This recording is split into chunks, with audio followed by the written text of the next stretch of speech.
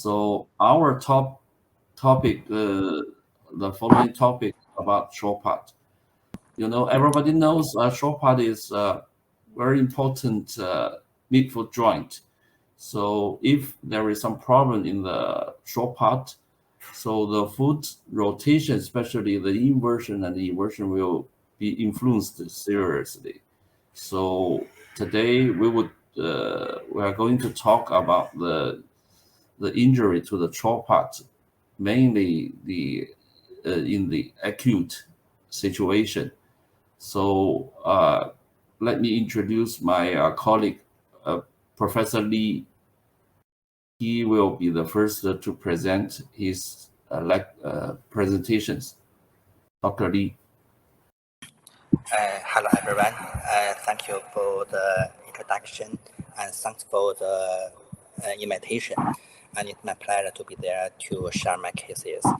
And the Chopart injury is not that common.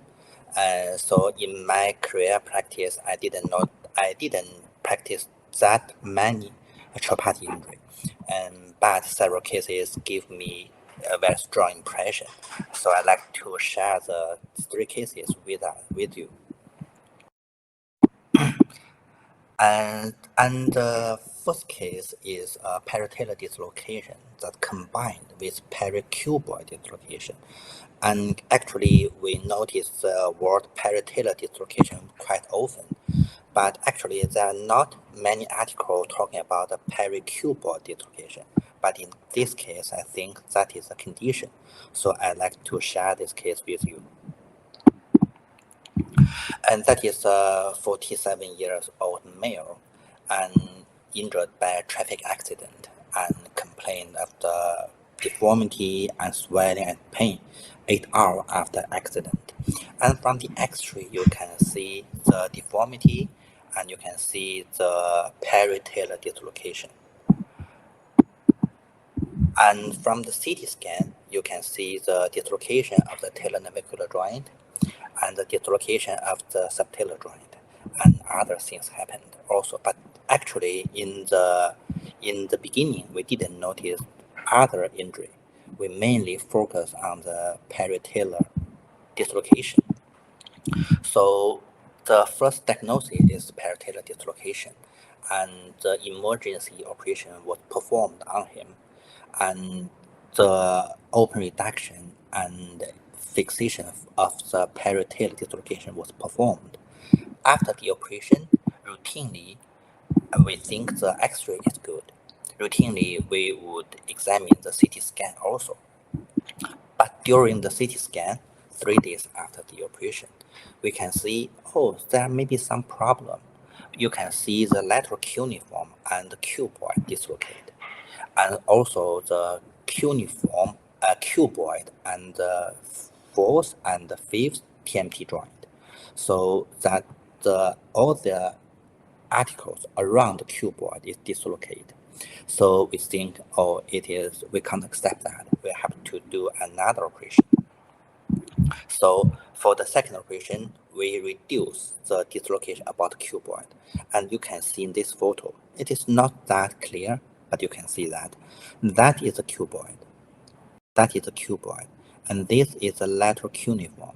You can see the cuboid is much lower than the lateral cuneiform. And that is the 4th, the base of the 4th metatarsal. And that is the base of the 5th metatarsal. So the dislocation happened in both the medial side and the distal side of the cuboid. That means the foot around the cuboid dislocate. So I named it pericuboid dislocation. I don't know if you agree with that. Maybe you can argue that. So how about the CC joint, the calcaneal cuboid joint? Yes, was it dislocated? For the calcaneal cuboid joint, it's okay. We notice and we explore the CC joint also, and we can see the CC joint is good. Just like the parietal dislocation, the tibial talar joint is okay. So the joint previously, all the proximal joint is okay. Only the distal joint dislocate. So that is just like the peri-talar dislocation. So I named it peri-cuboid dislocation. I didn't know if that you can accept that. So it's very interesting that you means the CC joint is intact and the distal connection to the cuboid all are dislocated, Yeah. like the fifth and the fourth metatarsal dislocated. So how about the neighbor's navicular? And And because there are peri-talar dislocation at the first place, and it was reduced in the first operation, just like that. In the day one, they noticed the peri-talar dislocation. So in the emergency room, emergency operation, they reduced the peri-talar dislocation. But at that time, the CC joint is okay, it's intact. so they do the emergency, they do the reduction. It's open reduction or it's closed reduction?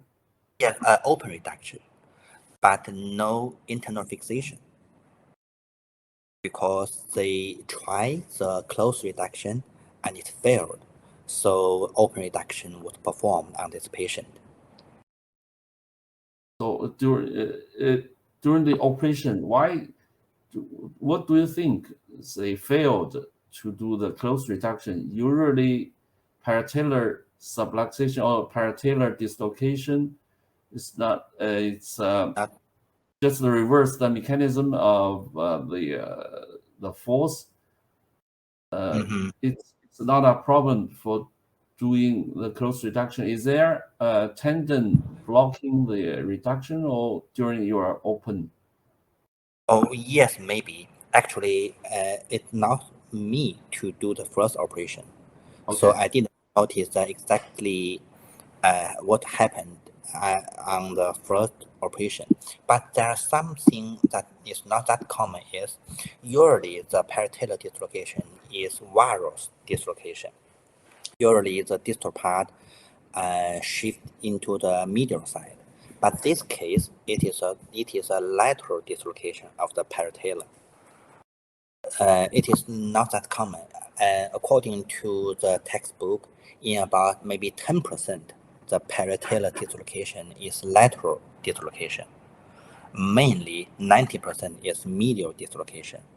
So maybe there are something that is special for this patient happened. And if it is lateral dislocation, maybe the pronoal longus, pronoal brevis may interchanged in the joint. So maybe that is the reason. Okay. Okay. Hi, Dr. Li. How about doing this dislocation error cuboid dislocation? But from the definition of pre-talar dislocation, we can see the talus is fixed and the other bone is dislocated. When we use this definition to cuboid, that means cuboid is fixed in its original position, and other bones goes displacement. But from your picture, we just noticed the cuboid was displaced relative to other bones. So how about then just cuboid dislocation and not then of error cuboid dislocation? Actually, just like Dr. Wu said, the CT joint is okay, is intact.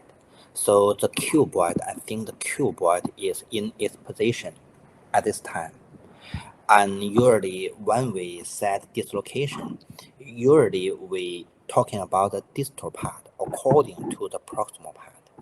So that for the dislocation here, we can see the cuboid is in the right position, and the lateral cuneiform and the fourth and fifth metatarsal is in wrong direction.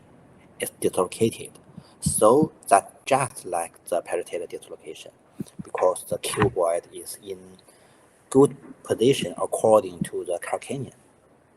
So I think it is a kind of pericuboid dislocation. I don't know if all of you agree with that. It's rare. Yeah, It's very really. interesting. It's really rare. I Yes. haven't seen this kind of cases. Okay, so let's move Oh. on. Okay. Then actually after the operation, you can see the pericuboid dislocation was reduced, and I used the KVAR to fix that.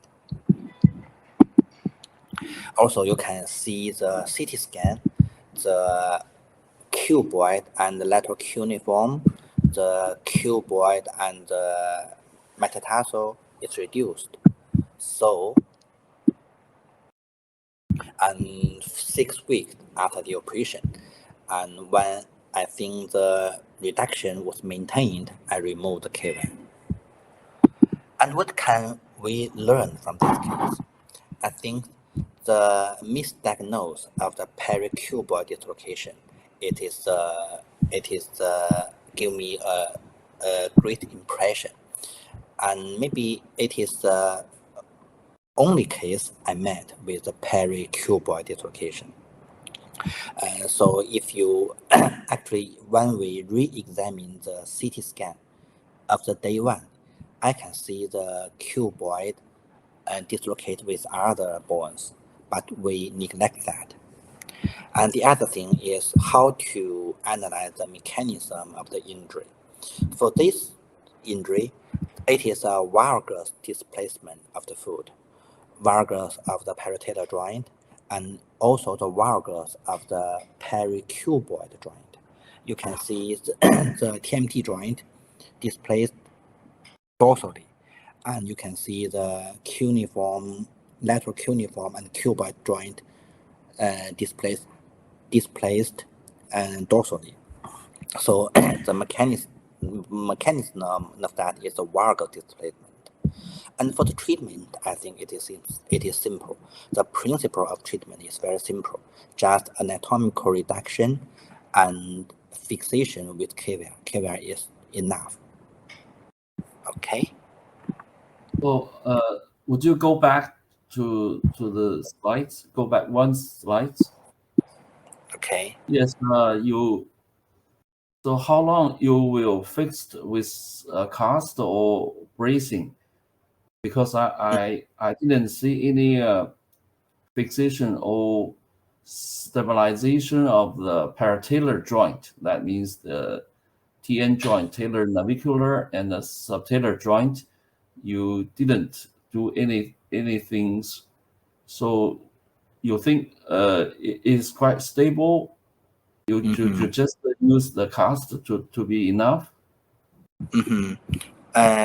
Actually, after the operation, we use cast to fix that, and usually I use the cast for about 3 weeks. And after 3 weeks, I would like the patient to move his ankle joint to make it less stiff. And I think it will, and I will examine if the patient feel pain of the parietal region. If he really feel pain, and maybe I will extend the fixation time. And I think maybe 3 to 6 weeks is enough.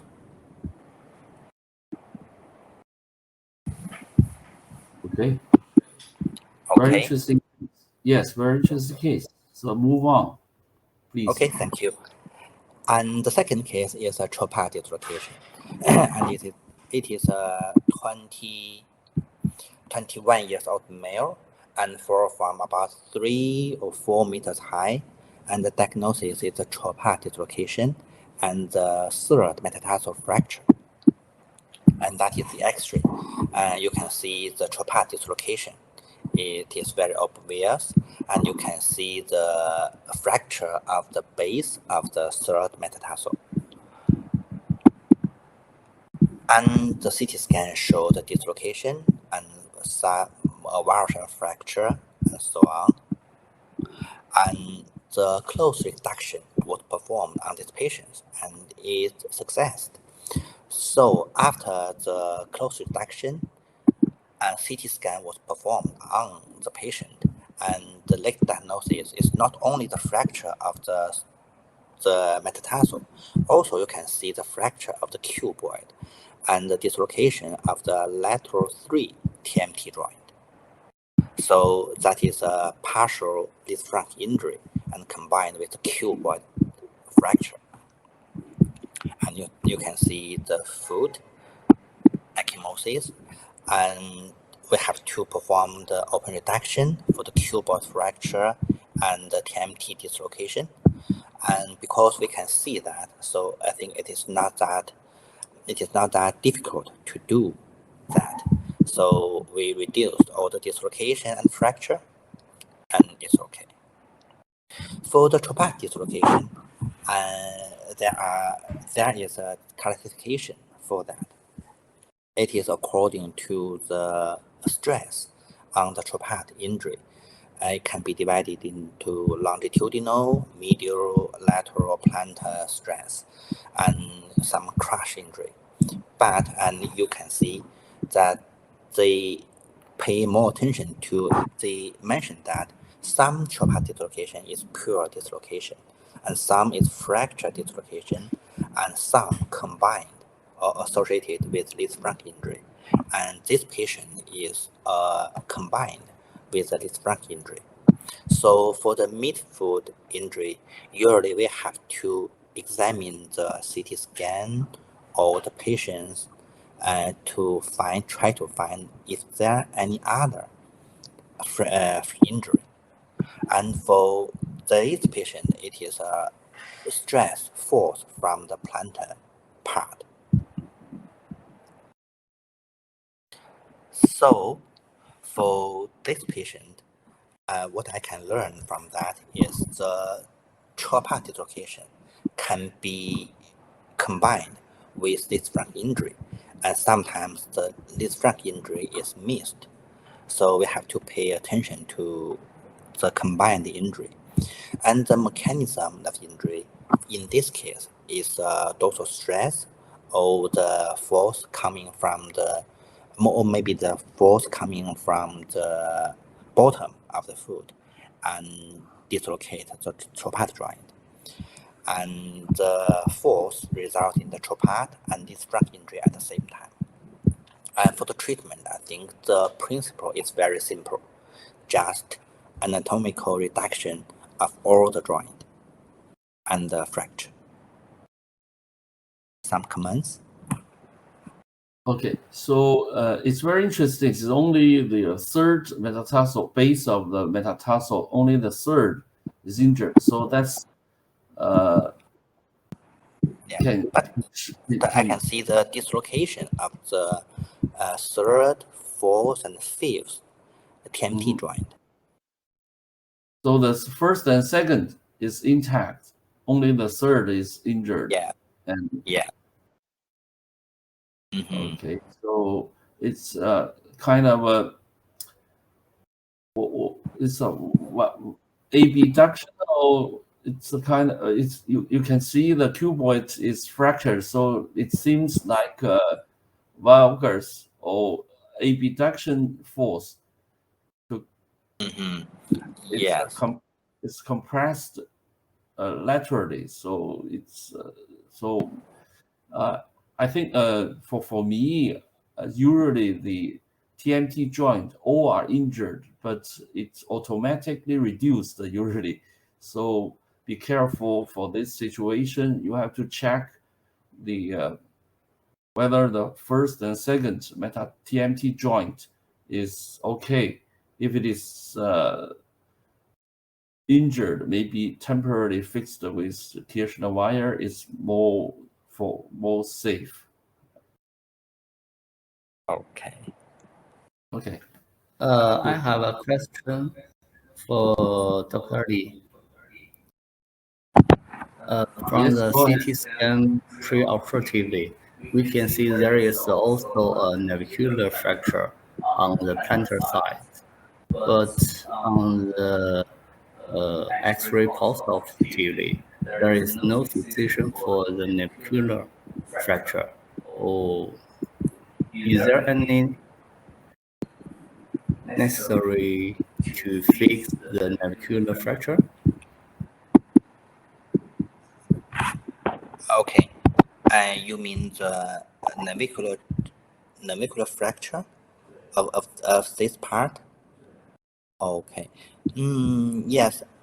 Yes, I think maybe after the close reduction, I think the joint is stable, and that is actually after the reduction, and because the fracture of the navicular is only a margin fracture, it's not that big, and maybe it is difficult to fix that, so I neglect that and use only the cast to immobilize for maybe 3 weeks or 6 weeks.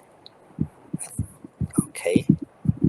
Okay, and for the fixation of the TN joint, navicular joint, I see there is a cushion wall to fix it. Between the external fixator and the cushion wall fixation, which one you prefer? Oh,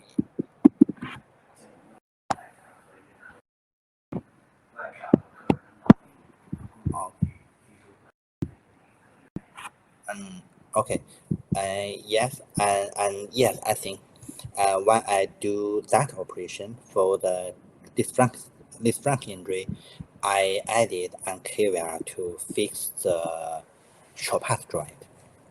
And I think if it worked, I would use as simple as possible. But if I think we need some distraction, or the fixation is not that good, not that strong, I would like to use an external fixator. Okay, thank you. So where do you put the pins of external fixator? In the calcaneal one, or another one is in the fourth or the third?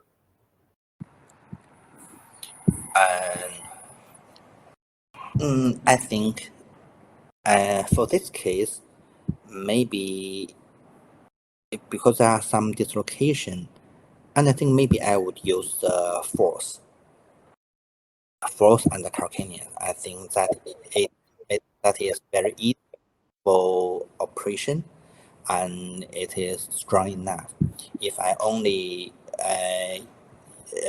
fix the third metatarsal, maybe the control to the lateral 2 TMT is not that enough. So maybe I would fix only the fourth TMT joint. Okay, so Okay. let's move to the third Okay. case. Okay. And just now you mentioned about abduction and adduction of the foot, and that is the case. It is also a midfoot injury. It is 26 years old male and motorcycle injury. You can see the swollen and feel pain. And from the X-ray, you can see, oh, it is in the mass. You can see the disc injury, and you can see the talonavicular joint is displaced. And also you can see the CC joint seemingly not that good. And we can check it in CT scan. And for the disc it is a lateral shift. And I think it's a mistake. It should be an abduction of the disc joint. So that is a lateral shift of the metatarsal. And for the talar navicular joint, you can see there is a talar head fracture. and the navicular shifted medially. And so is the CC joint. You can see the cuboid shifted medially. So that is a medial shift of the Chopart joint, and that is an adduction. You can see that is adduction of the Chopart joint. So that means for this patient, abduction at the Liangpeng joint, and for the Chopart, adduction. So that is a kind of S-shaped injury. So I don't think it's very common, and I only noticed that in this patient, and let's see what will happen.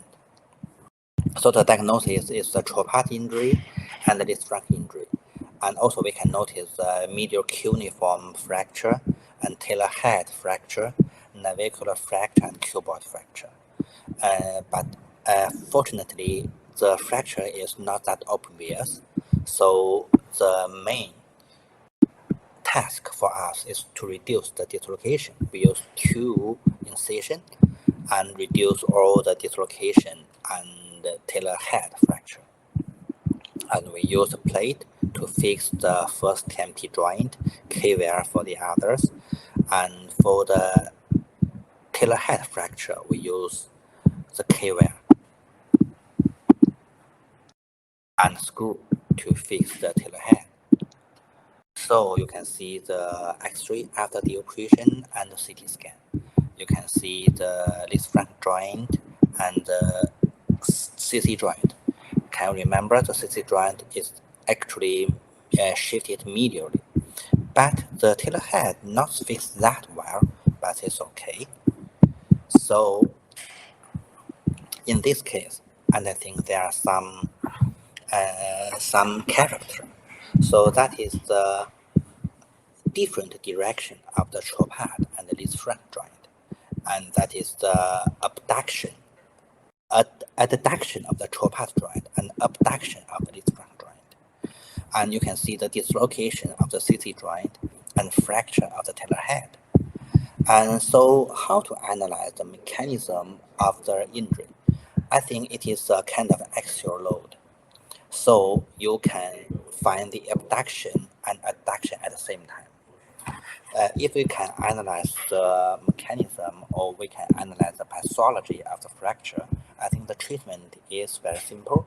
Just ORIF or RIF for the first TMT and the CT joint and the talus. So that is the case.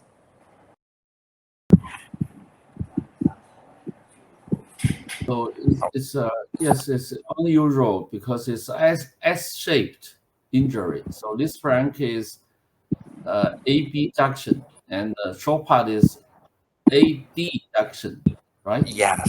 Yes. Okay. So it's S-shaped. So yes, it's obvious. It's axial pressing or axial force to the drop to the foot. So that's caused the collapse of the midfoot, but in a different direction. So it's very interesting. So I saw the X-ray. It's first the medial cuneiform is very comminuted fractured. So yeah, it's fracture. Medial cuneiform. So what is your sequence of the operation? You fix the medial column first, or what is the procedure for the operations? Yes, and I think usually I would expose all the injured joint. I will expose the Liangpeng, expose the Chopart, and expose all the main fracture. And I try to reduce them at the same time and use the K-wear to temporarily fix them. Then and the X-ray and use plate or screw to fix that. And I think if you only focus on one thing, and if I only do the lateral incision and try to fix the lateral side, sometimes if you don't abduct, or abduct the foot in the right position, it is hard for you to reduce the lateral fracture or lateral dislocation. So I like to expose all the dislocation at the same time. Okay, very interesting. So thank you, Dr. Li, for your three very interesting and uncommon cases. Sorry, I have some other things in summary. I'm not finished.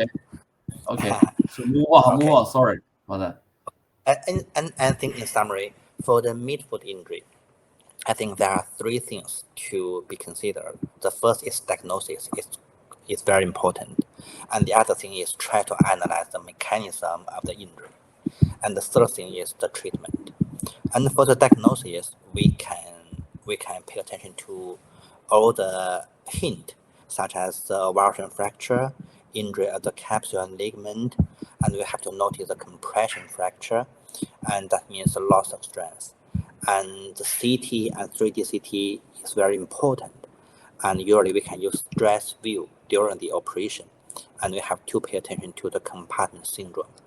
And because the misdiagnosis happen quite often, and it can, if you neglect that for a long time, and I have treated several this kind of patients, it can give a bad result.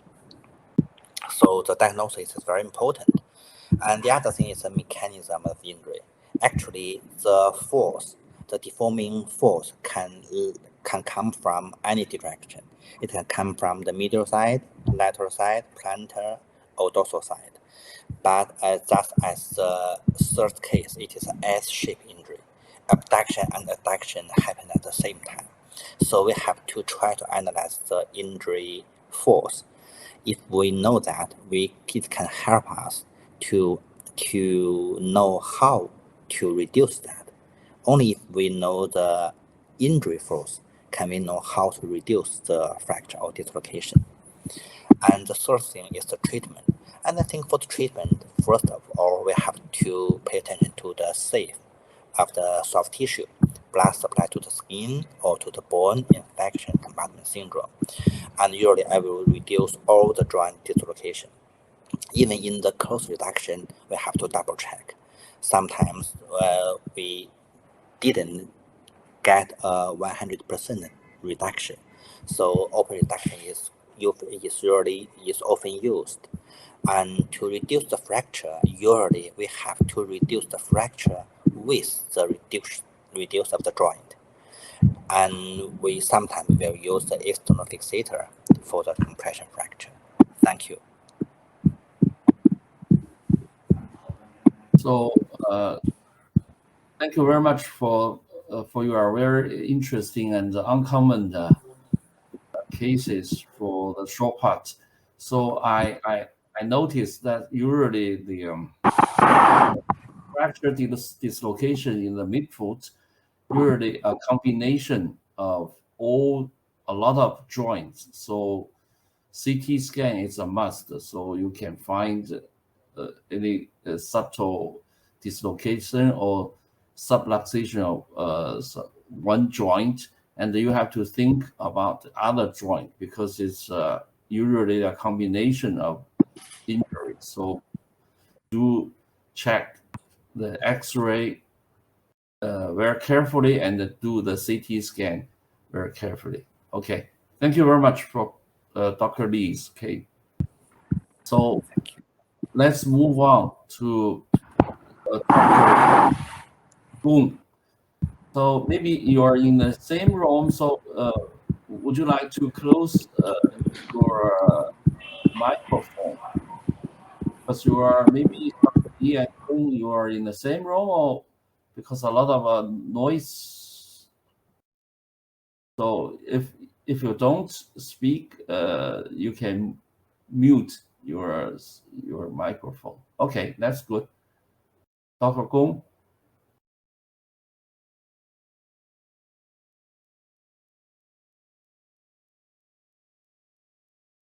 Dr. Gong, we cannot hear you.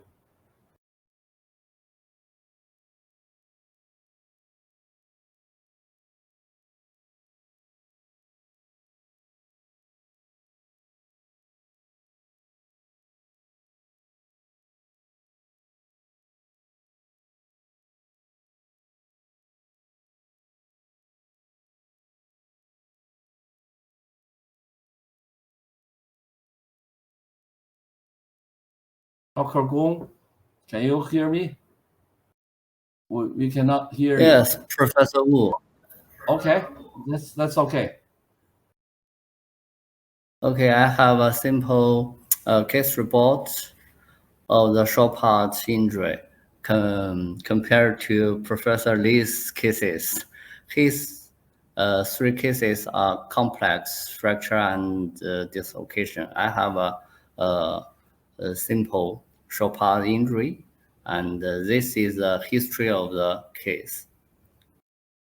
This is a 27-year-old male suffered a traffic accident, and he You share referred to the Dr. he Gong. referred to the emergency department first, and was diagnosed as Lisfranc injury. Dr. Gong, you take control. Then You 5 have to days press. You, Dr. Gong. 5 days after the accident, he admitted to my outpatient department. Hmm?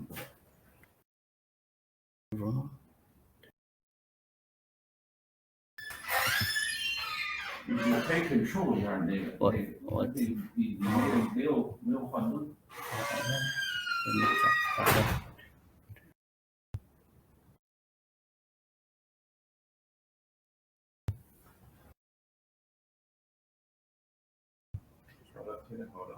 Okay. Can you see the pictures? Okay, this is a 27-year-old male suffered a traffic accident. And firstly, he was diagnosed as a Lisfranc injury in the emergency department. And 5 days after the accident, he admitted to the outpatient department. From the physical examination, there is a pain and swelling of the left midfoot, no neurovascular deficit, and no open incisions, no sign of compartment syndromes. And from the X-ray, we can see, there is a displacement between the first and the second rays. Another thing here is the seminal line was distorted here. From the AP view, we can see the cuboid is dislocated to the media side. For this kind of injury, the CT scan is necessary.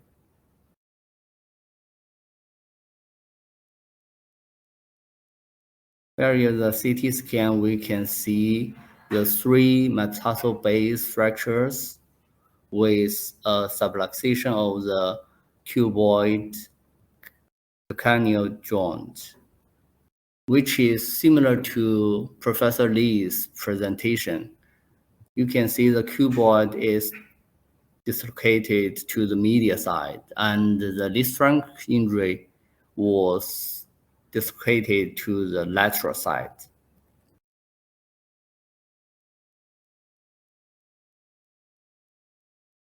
And from the sagittal view, we can see there is a avulsion fracture of the navicular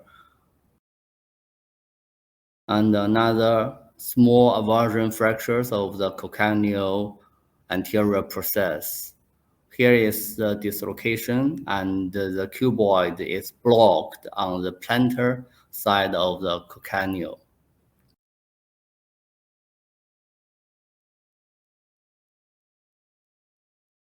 And for the surgical planning, we should do the surgery for the patient, and we discussed with the patient to do it in time and to reduce the short part and fix the short part and the Lisfranc fracture and the subluxation.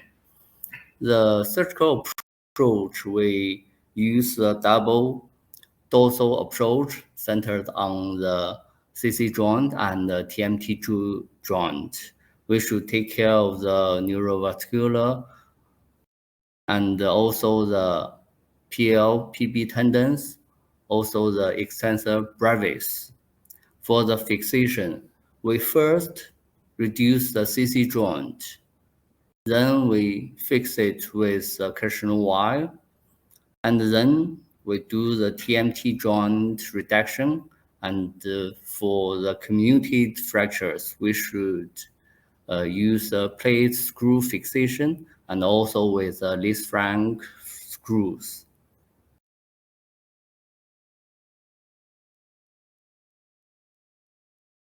In the operation, we first do the lateral straight incision on the CC joint.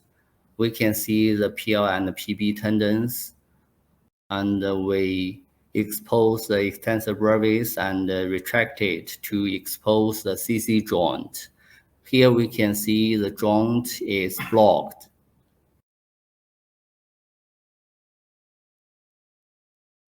When we use the reduction with our hands, it's very difficult to reduce the CC joint. With the cushion wire distractor, it's very, very easy to reduce it. And in the operation, we heard a click, boom. The joint is reduced. It's very simple with this distractor. Then we fix the CC joint with several additional wires and also the TMT fourth and fifth joint. Then we move to the medial side of the TMT2 joint. Here we can see the structure of the first and second rays. Here is the displacement.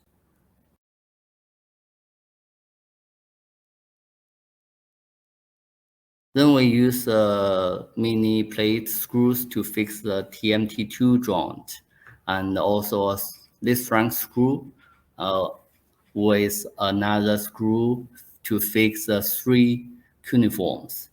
After then, we check the mobility and the stability of the Chopart joint, but we feel some instability between the navicular joint, and then we use a mini external fixator for the CC joint, and we feel the Chopart joint is stable enough.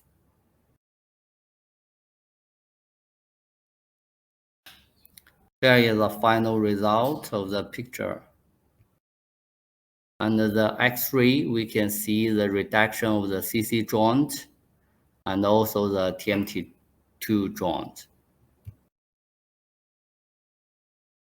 This is a CT scan post-operatively. We can see the CC joint reduction. From the central view, we can see the TN joint and the CC. Yeah, we can see the Chopart joint is reduced. 6 weeks after the operation, we removed the external fixator and the cushion wire. This is the picture 3 months post-operatively. We can see the foot had a good position. And from this case, we can see some important message. The Chopart injury is always easily overlooked as the cases Professor Li presented. And for this kind of injury, CT scan is very, very necessary to do the diagnosis and the surgical planning. For the reduction, the cushion wire distractor is always useful. And for the lateral column fixation, we prefer the non-rigid fixation with external fixator and cushion wires. That is my case report. Thank you.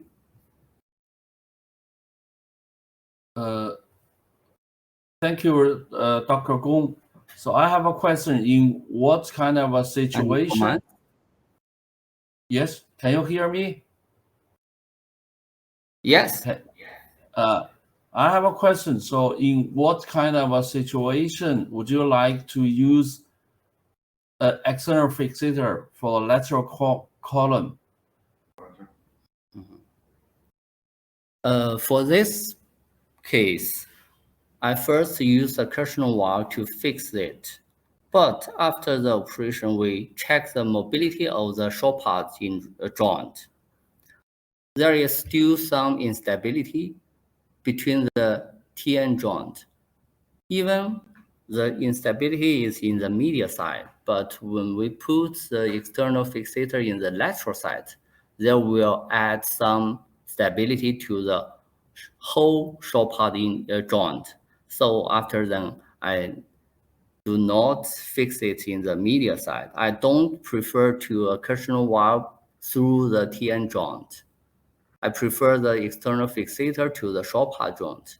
Even with the cushion wire, there is minimal damage to the articular surface, but we can use the external fixator to preserve the articular surface. So always after the operation, we check the stability of the Chopart joint.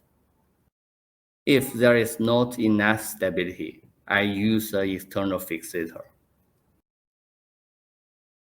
Yes. Usually for me, I personally use external fixator to decrease to preload to give this some distraction force if the cuboid is convoluted fractured. You fix it with Kirschner wire or some screws. It's not stable enough.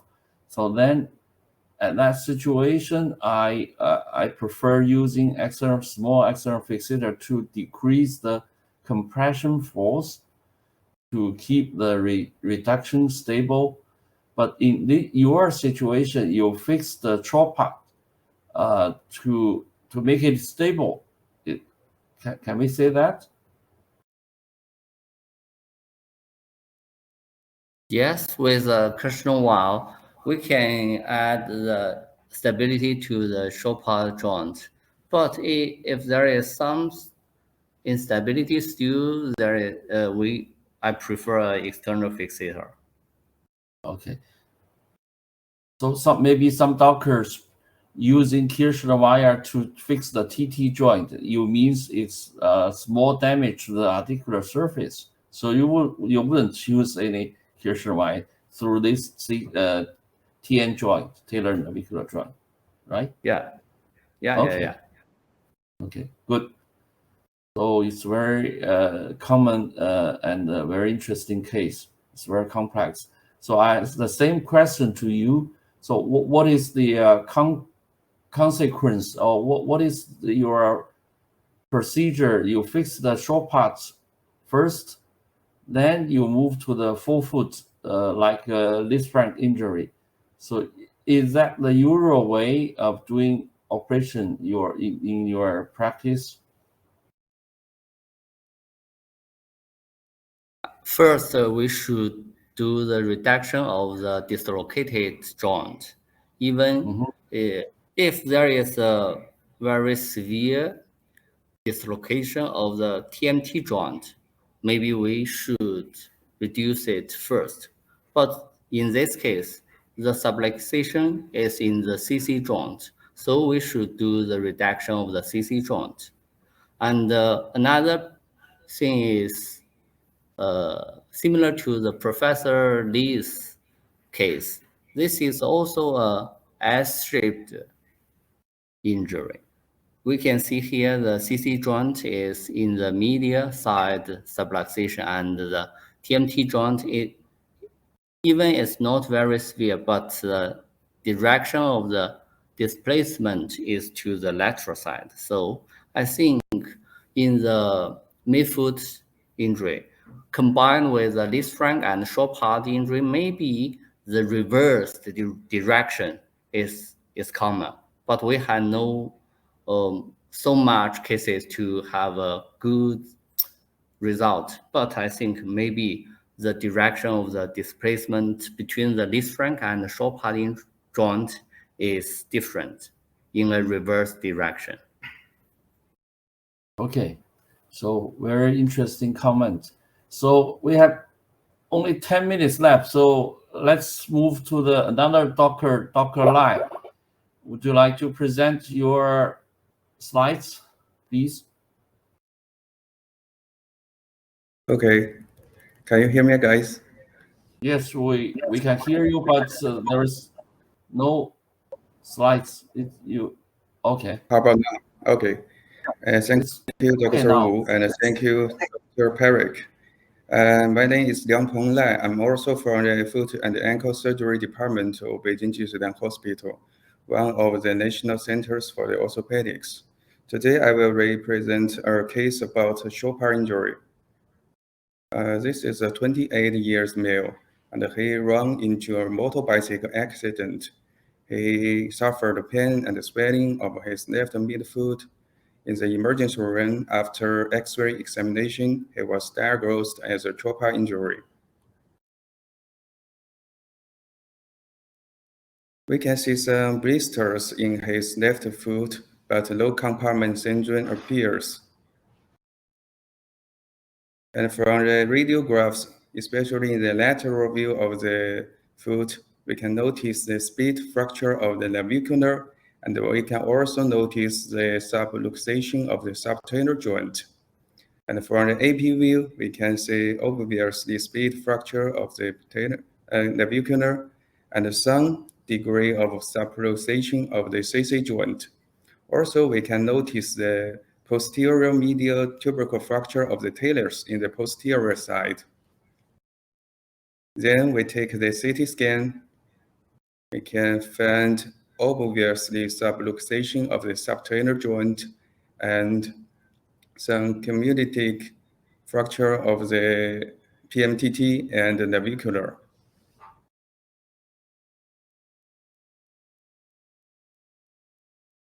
With the 3D reconstruction, we can find that the patient's foot is fixed in supination position. 12 days after the injury, the patient was finally admitted into theater for operation. So before the surgery, I want to make a diagnosis about this patient. That's one of my questions today. For this patient, I think it can be clarified into paritalar subluxation because the Chopart joint and the subtalar joint was subluxated. And he can be diagnosed at the same time with Chopart injury because the navicular fracture and the subluxation of the CC joint and the TN joint, and also PMTT fractures above mentioned. This is my diagnosis. I still hold some questions and wonders about this. You guys can help me out later maybe. And as for the surgical sequences, my plan was to firstly open the TN joint and do some debridement. After that, I'm going to try to close reduce the subluxation, and if this failed, I should open the subtalar joint and reduce again. After the reduction, then fixation the navicular and temporarily stabilize some lateral column maybe. So when we're treating the TM joint, I use a dorsal approach. And as for the subtalar joint and the CC joint, I'm trying to, just like I said, close reduction. And if failed, I'm going to use a sinus tarsi approach. For fixation, as the navicular was split, I try to use plate and screws. And if needed, bone graft is needed. Finally, subtrainer joint and CC joint, I'm going to use external fixator or maybe just cage wire to temporarily fix them. This is a planned incision. I missed the lateral incision here, but I just upload them. And after exposure of the dorsal side of the TN joint, we can find two main fragments. And if we can find the articular facet was compressed. After some debridement, I tried to close reduction the subtalar joint, but I failed. Then I open it with a synesthetic approach and trying to reduce again. But unfortunately, I failed again. So in the third time, I manipulate the subtalar joint and the TN joint at the same time. Finally, I succeeded to reduce them. This is a radiographs of the intraoperative. Then I go back to the TN joint. I reduce the fracture and the decompressed and the compressed the navicular, and we use bone graft from the proximal tibia. Then we use a plate and some screw to fix the navicular. From here, we can notice the tailor head had some severe osteochondral lesions. These are some debris of the cartilage. And at the same time, one can notice we use some cage wire to transfixation the TN joint.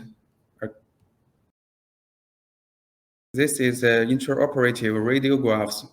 We can find the navicular fracture was reduced well, and all the joint, especially subtalar joint, TN joint, was reduced.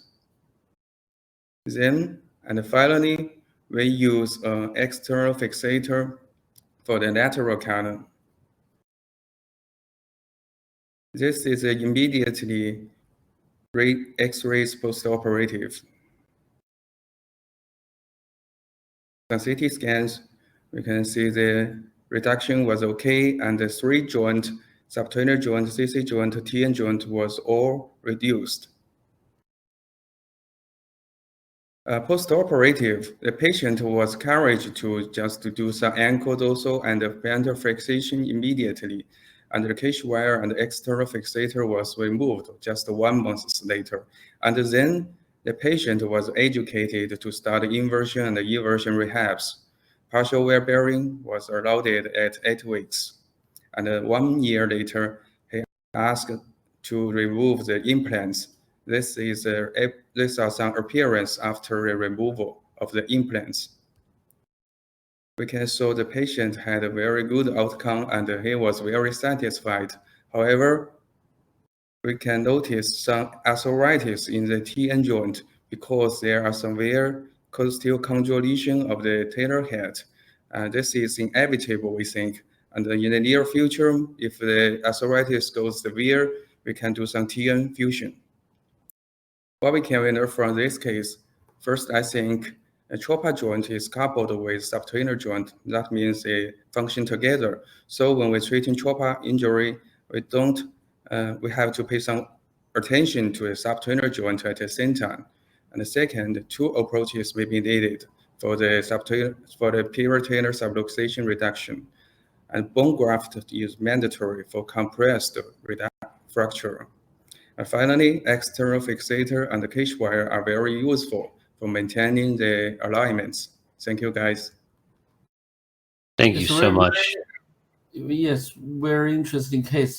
If I prefer use external fixator to protect your compressed navicular fracture reduction.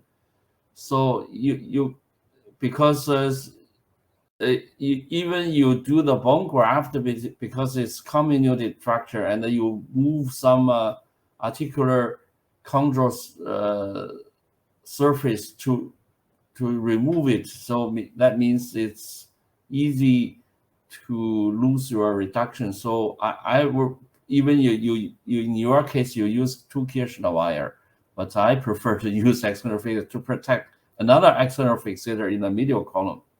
All right, guys. Thank you so much for the discussion. We really appreciate it. We're going to keep moving, but thanks for all those interesting cases.